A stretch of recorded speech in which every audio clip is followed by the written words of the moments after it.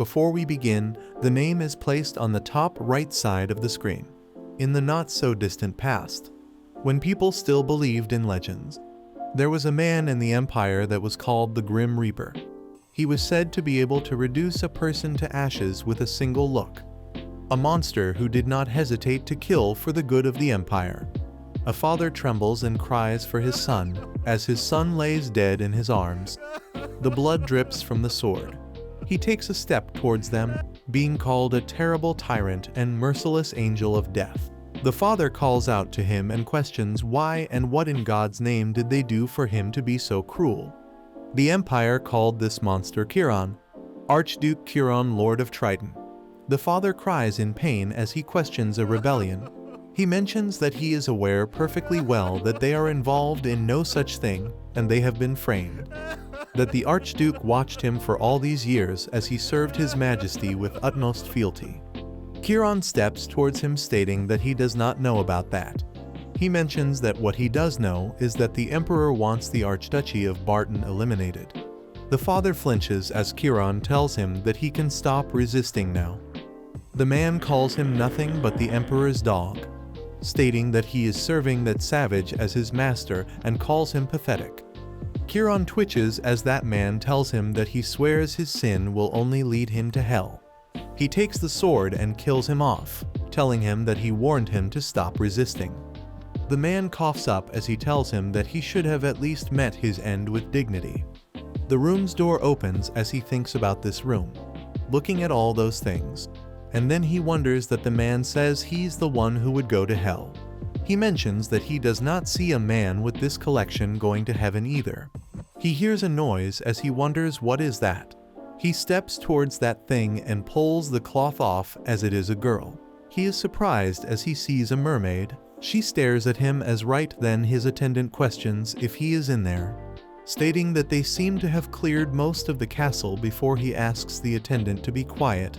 His attendant also jolts, realizing that is a mermaid. The attendant mentions that he heard that Archduke Barton was an avid collector of rarities, but he never imagined he captured a creature they only hear of in legends.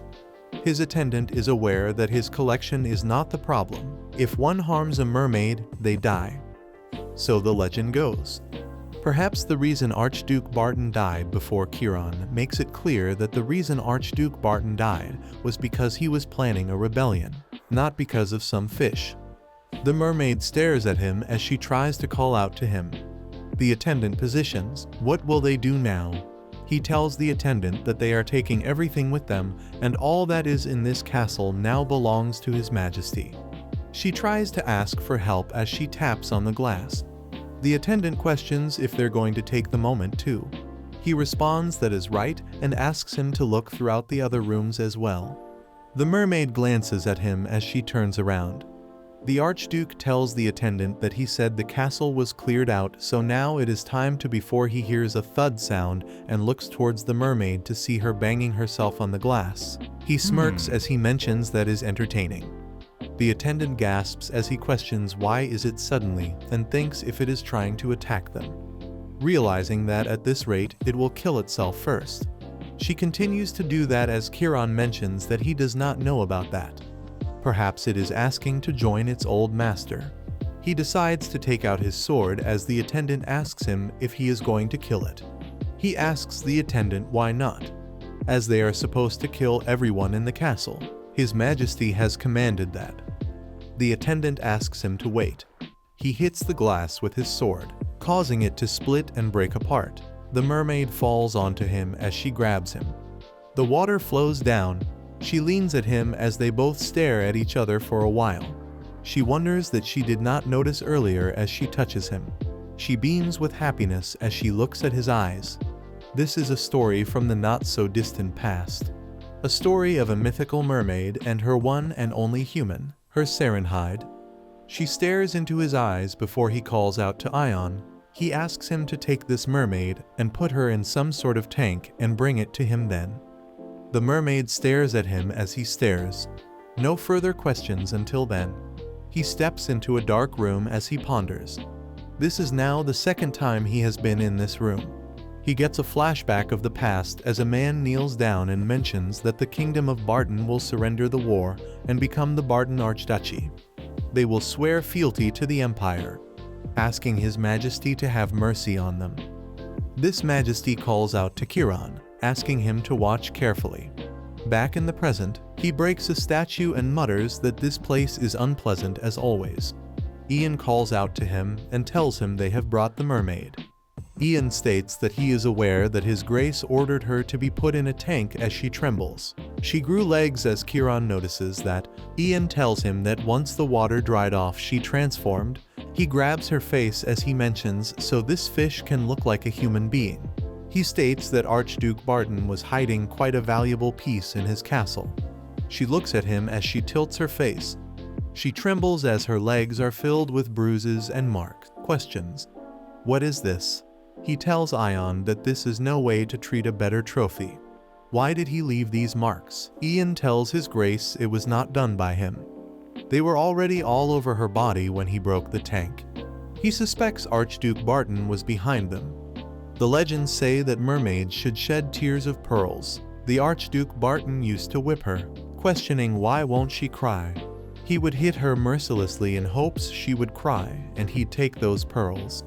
Kiran lifts her chin up as he leans near her face, asking her to look at him. He asks her if she can hear him.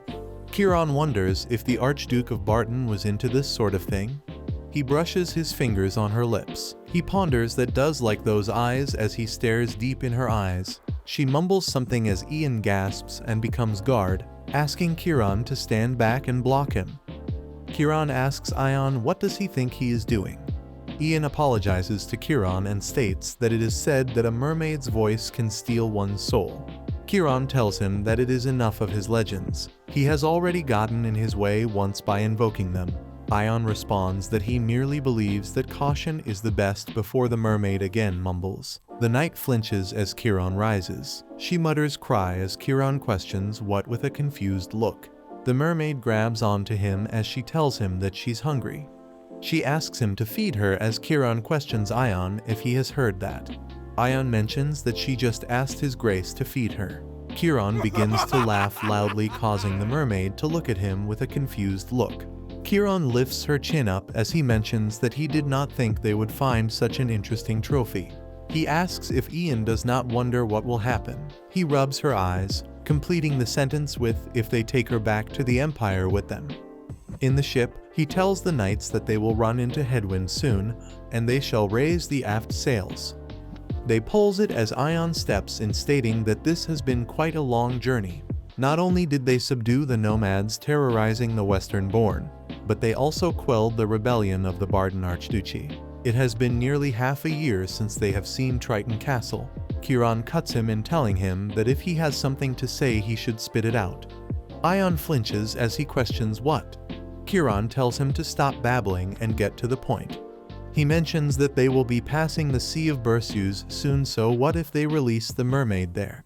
He mentions that His Majesty commanded them to take no prisoners at Barton Castle after all.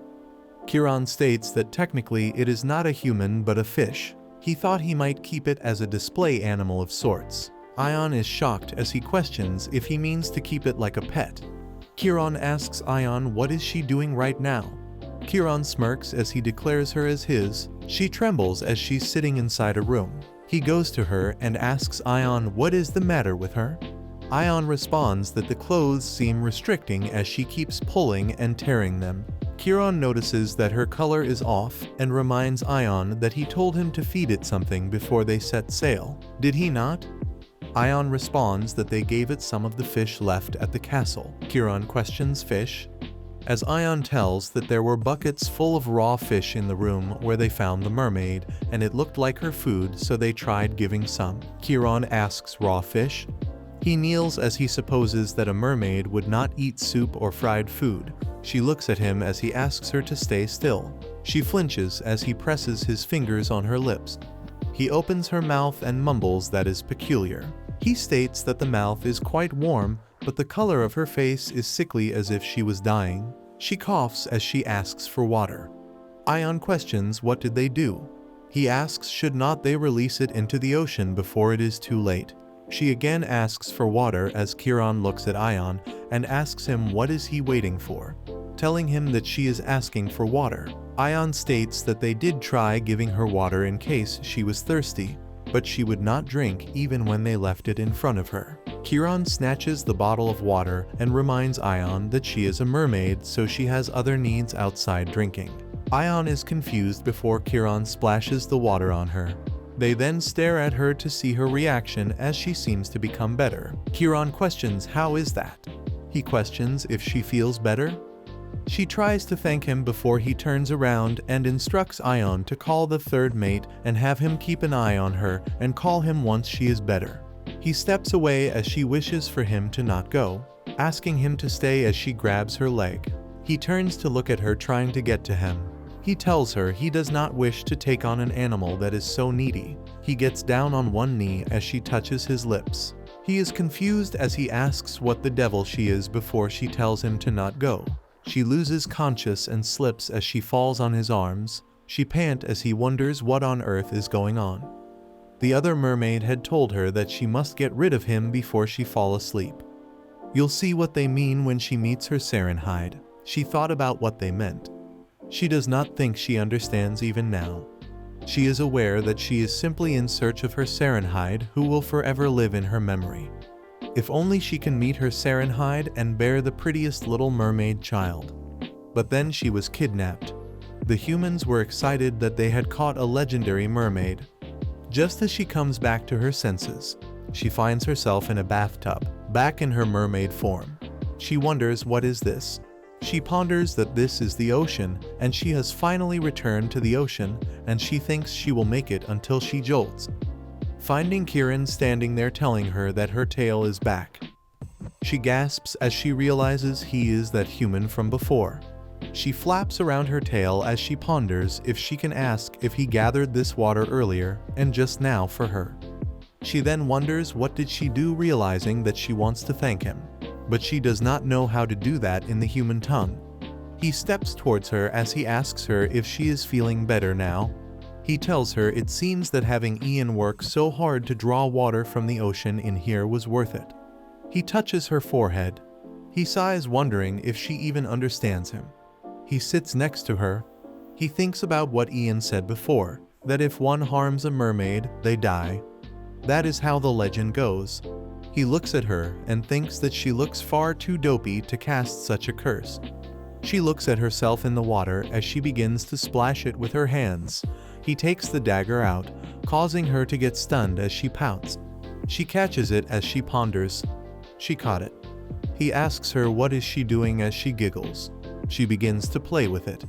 When he was young, he was told that mermaids are very beautiful, but he must not be fooled by their appearance as they seduce men with their singing and show them illusions, stating that would turn any man insane, just like him now. He is reminded of that as he stares at her shockingly. She takes the dagger out of the cover and brushes her finger on it. He asks her to drop it. She does not listen to him as he repeats again. She wonders the same thing before she ends up hurting herself with it. She screams before she begins to blow on her hand. She ponders that it hurts and thinks that it must be meant for inflicting pain. As he states upon their return, he is teaching her how to speak. Even a parrot would know more words. He passes by her as she thinks if he is leaving again. She wonders why is he leaving, thinking if it is because she is frustrating him because she cannot speak properly. She wishes for him to not go as she ponders that she will learn the best she can. She looks at his back as he leaves. She wishes for him to stay, but it is too late as he steps outside of the room. They reach the Empire. One of the knights asks the vice commander what is inside this carrier. He responds that he is afraid that he cannot respond to that as it is the commander's orders. He mentioned that it seems like everyone is still terrified by that. It is as if they are here to conquer them instead of returning home in victory. There's a rumor going around that if one looks his grace in the eyes, they will burn to ashes. Ion sighs and mentions that the late emperor is to thank for that. He played a part in giving his grace that image of the Empire's great Green Reaper. Ion glances towards the carriage before he tells Alas that it is just a little rumor and it will all be forgotten soon enough. so there is no need to worry. It also ponders that it will indeed be all right. Inside the carriage, she peeks around. A maid calls out to Anne and asks her where is she going. She responds that she had to stop by the kitchen for a moment. The maid asks why at this hour. Before she questions, it is her feeding time, right? Noticing the fishes on the bucket, they tell her that it must be hard as she has been here only a few months, yet she is given such a grueling task to do every day. She responds it is not that bad. Mentions that they have heard it all. Whenever any of the staff gets together these days, they only ever talk about her. The lover His Grace brought here, she is not unusual at all, but a mermaid. They try to ask her things, stating that they say mermaids can kill people with their singing. They even giggle and ask her if that is indeed true, that they can just die by hearing their voice. She wonders to herself if my mates were so dangerous their mere voices were enough to kill them. She knocks on the door and tells the mermaid that she is here. She put the door and ponders that she would be long dead and gone if that was the case. She apologizes to the mermaid, stating that she must have been waiting. The mermaid beams with happiness, looking at her. The maid ponders that besides, she's really nice. She tells the mermaid that her name is Anne. The money maid tries to call her name, but she tells her it is not the right way to pronounce it before she mentions never mind, it is fine. The maid tells her that she is so good at other words, so why is her name so hard for her? The mermaid only smiles. The maid states that she only ever eats raw fish while staying in the water all day long. She gives her some squid too, telling her that it looked like she was enjoying it the other day. The mermaid thanks her. The maid gasps as she mentions that as right one says thank you when they are grateful. She is so glad that she remembers. The door creaks open as the mermaid can hear someone's footsteps. The maid calls out to her as she flinches. The maid asks her if she's waiting for someone. She has no idea what waiting means. He does her that waiting, in other words, is that if there is someone she wants to see. She ponders that, come to think of it, when mermaid arrived, Ion used to come often to visit her for the first few months. The maid asks her if the mermaid is perhaps waiting for Ian. The mermaid thinks of that and ponders that his name must be Ian, though she is thinking about Kiran. The maid tells her that she's blushing. She questions what does she like so much about him. Is it his handsome features or the fact that he's a count? The mermaid nods that she likes Ian. The maid pats her and tells her he does not even come to visit her lately. So why does she like him so much? The maid asks her to turn around as she would braid her hair. The mermaid thinks about Kiran. She calls him her human, her Serenhide. She wonders it is just as her sister told her she knew it as soon as she saw him that he would be her Serenhide. That is why she can keep waiting for him no matter how long it takes, as this is nothing at all. The maid tells her that her hair is done. She asks the mermaid to wait here as she will be right back with something to put in her hair. The mermaid wonders that her sisters already taught her that she needs to wait for a long time to meet her Serenhide. The door creaks open as she looks as she calls the maid's name but sees Kiran. He asks her who is she looking for as she leans near her. He tells her that she looks ridiculous and she's still a mute. He questions why is her tail gone again. She questions about the tail as he touches her knee, telling her yes, the one that's here. She thinks about it too as she ponders. Ever since she got here, she has not been able to turn back into a mermaid, causing her to wonder why. She knows that it could be because of the water as it smells different from the ocean. She tries to tell him it is because of the water as he states that he has no idea what she is trying to say. She continues to say water and calls him Ian. He frowns as he hears Ian. Right then the maid appears and shoves Kiran away. She holds the mermaid in her arms and yells at Kiran asking who is he and how dare he barge into a young lady's room alone. She asked him to get out of here this instant as he rises and questions if she is ordering him to leave and if she is sure that she wants to say that to him. The maid still shouts at him, questioning what kind of madman would do that. She then suddenly flinches as she realizes it is his grace. He asks her if they came up with some new rules while he was away. He questions if he needs permission to see his own property now. She bows down and asks for forgiveness. She tells him that she has only started working here fairly recently, and she failed to notice that it was him. She mentions that she is terribly sorry. She should be telling him that she deserves to die. He takes out his sword and he acknowledges that she does her job well. He tells her that she really should know just who he serves. The mermaid jolts. The maid begins to cry as she mutters. Right then the mermaid rushes out to Kiran and grabs him, asking him to not do that. He flinches as she calls out to him again as Ian. She tries to tell him that that sword is dangerous. It is meant to hurt and she does not like it, so he should please not do that. She tries to thank him and ask him to not do it as he smirks. That one does not say thank you in this situation. They ask for a favor. She mutters favor as he lifts her chin up. He uses her arms as he tells her. Seems like she has learned a few words. And here he thought she was a mute. She has also put some meat on her bones. He grabs her as she rises up and comes close to him. He mentions that she even knows how to jump into his arms now. He tells her it is very good and calls her his little fish. He questions what should he do, since she stopped his blade. He will do as she wishes and asks her if he should kill that maid. She asked him what is killing. The maid flinches and begs him to not kill her.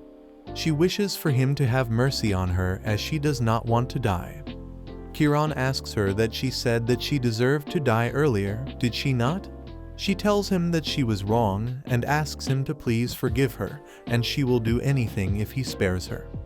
The maid mutters spare as Kiran whispers in her ears and asks her to say spare her. He asks her to use her own words and he will spare that maid's life. Please, telling her to say spare her and I beg you. The mermaid finally tells him to spare her please as he leans near her. She calls him Ian as his mood changes suddenly and he twitches. He pushes her away and mentions as she wishes. He is a man of his word. The maid rushes towards the mermaid. He tells the maid that she will teach the mermaid to speak better. He states that it cannot be that his own property does not know his name and he expects the next time he visits. The name Ian does not come out of her mouth as he shows his sword. The maid thanks him and mentions she will teach her right without fail. He leaves as the mermaid stares at him. It is already the night time as Ian states that he heard his grace went to see the maid. Kiran mentions that the word travels fast. Ian questions that the new maid was rude to him as well. He apologizes, stating that it is his fault for not better instructing the help. His grace mentions that she asked him to spare her. He repeats her words and tells him that the mermaid asked him that favor. 3 questions is not it strange. Nothing is more irritating than watching someone resort to the deepest depths of indignity to try and survive. But there was something about that fish. From the first time he saw it, it was something strange. Ian calls out to him before Kiran tells him he can go as he takes a medicine. Ian shows worry that he has been taking more of that medication lately, and he fears how it may be affecting his health. He questions a face turning into an addict not preferable to getting more sleep for days on end. He does not like to repeat himself as asks Ian to go. Ian tells him all right as he leaves. Kiran feels unwell as he thinks of the Archduke's word that he is nothing but the Emperor's dog, and when the maid asked him to spare her, as well as when the mermaid asked him to spare the maid. He states that he has had enough of this.